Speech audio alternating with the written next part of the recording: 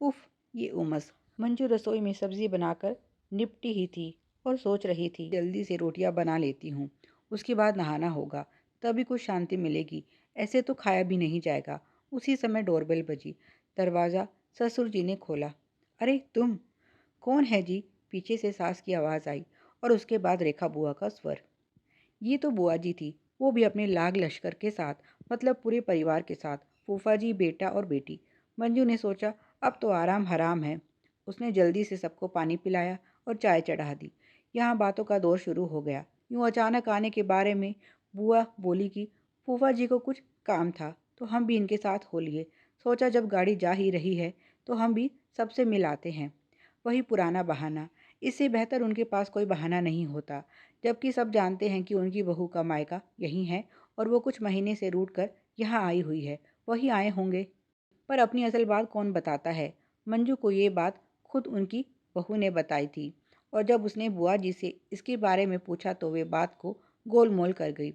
उसने आज भिंडी बनाई थी लेकिन अब दाल भी भिगो दी, क्योंकि खाने के समय पर उनके आने का सीधा मतलब है कि यहाँ से खाए बिना वो नहीं सरकने वाले। वैसे भी एक तो बहन, ऊपर से भोजन का समय, ऐसे थोड़े ना जाने दे सकते हैं।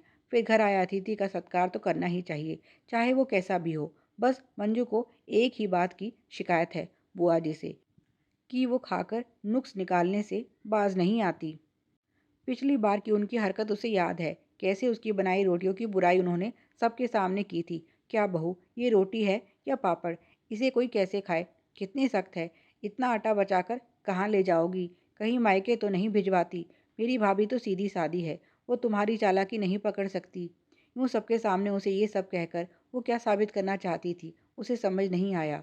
वो गरीब घर से है, मानती है, पर इस तरह उसके मायके वालों का मजाक बनाना उसे ज़रा भी अच्छा नहीं लगा। असल में वो ये सब अपनी खींच निकालने के लिए करती हैं। उनका मतलब होता है भाई भाभी भी मुझे नोटों से वार दें और बहू भी देने में कमी ना रखे। लेकिन मंजू अपना घर देखकर चलती है। उसकी ससुर की कोई कमाई नहीं है। सागर ही घर में अकेले कमाने वाले हैं।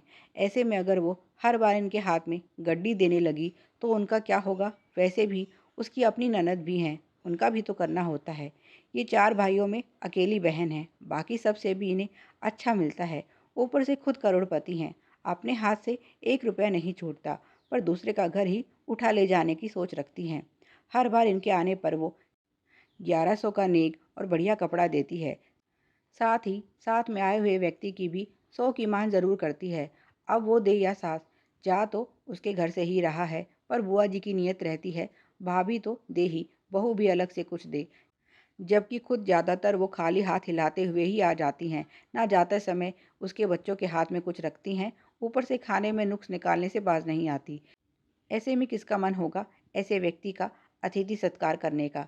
आज बुआ की बेटी हिना भी साथ थी। उसकी मंजू से अच्छी पड़ती थी। वो रसोई में मदद के लिए आती है और दोनों बातें करते हुए काम निपटा देती हैं। अभी सभी ने चाय पी थी, इसीलिए खाने की कोई जल्दी नहीं थी। 10 बजे के बाद खा पीकर बुआ जी जाने को तैयार थी। वो जाने लगी तो मंजू भी उन्हें बाहर छोड़ने आई। आज वे जाते जाते बोली, बहू अगर आगे से खाना खिलाने का मन ना हो तो साफ बोल देना। ये जो रोटियों के नाम पर तुमने कच्चा आटा खिलाया है, उससे तो मेरा पेट दुखने लगा है। इतनी मोटी रोटी कौन बनाता है? मंजू बोली, बुआ जी पिछली बार आपको शिकायत थी कि रोटियां पापड़ जैसी पतली हैं और इस बार मोटी बता रही हैं। वे बोली, बहू अब जुबान तो लड़ाओ मत, जो जैसा था मैंने बोल दिया। अब मंजू भी बोली, अगर ऐसा ही है तो बुआ जी ये बात आप मुझे नहीं अपनी बेटी को बताइए, क्योंकि रोटियां मैंने नहीं उसने बनाई थी। ये सुन उनकी बोलती बंद। मैंने ही हिना से कहा था कि जैसी रोटी तुम घर में खाते हो वैसी ही बनाना, क्योंकि मेरी बनाई रोटी तो बुआ जी को अच्छी नहीं लगती। अब वे क्या बोले, कुछ सूझा नहीं तो बेटी को गुस्से से गाड़ी की ओर धकेलते हुए वे बोली, इतना ही शौक है खाना बनाने का तो अपने घर में बनाया कर। तुझे मुझे गर्मी से परेशान ना होना पड़े, इसीलिए तो ये कच्चा आटा खाया। तूने तो मेरी नाक कटवा दी। रोटी बनानी भी नहीं आती तुझे। कल को ससुराल में जाकर मुझे गाली दिलवाएगी कि माँ ने कुछ नहीं सिखाया। हीना बोली, मम्मी रोटी मोटी कहाँ थी?